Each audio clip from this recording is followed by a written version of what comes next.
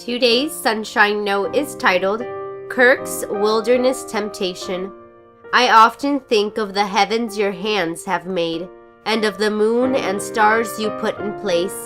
Then I ask, why do you care about us humans? Why are you concerned for us weaklings?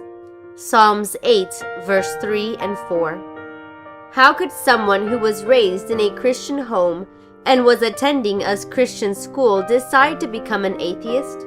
Sounds impossible, doesn't it? But that's just what happened to Kirk while he was on a solo backpack trip. He was hiking up a trail toward an alpine lake when unexpectedly, doubts about God's existence flooded his mind.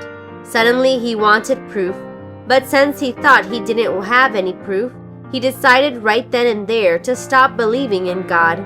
But his unbelief didn't last very long.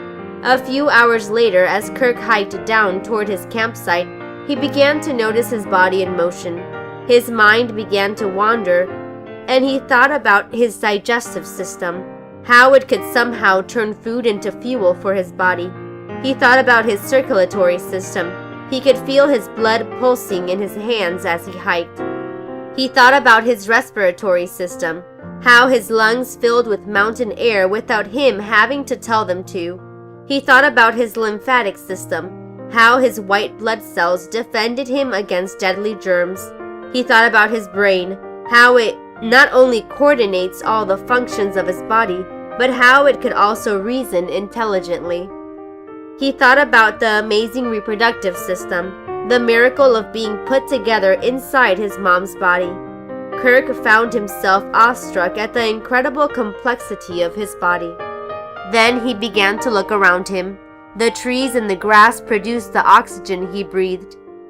He passed a stream and marveled that his own body was at least 60% water. From there, his mind wandered to the vastness of the oceans and all the creatures living there. He looked up at the blue sky and remembered how it was full of thousands of stars the night before. He thought about the earth itself, how it faithfully circles the sun at just the right distance, and how it's just one of millions of planets in the universe. Why is there such a deliberate and complex life-supporting system? He asked. Who is behind it? Somebody simply has to be. There must be a God. In that moment, he began to believe again, and he has believed in God ever since.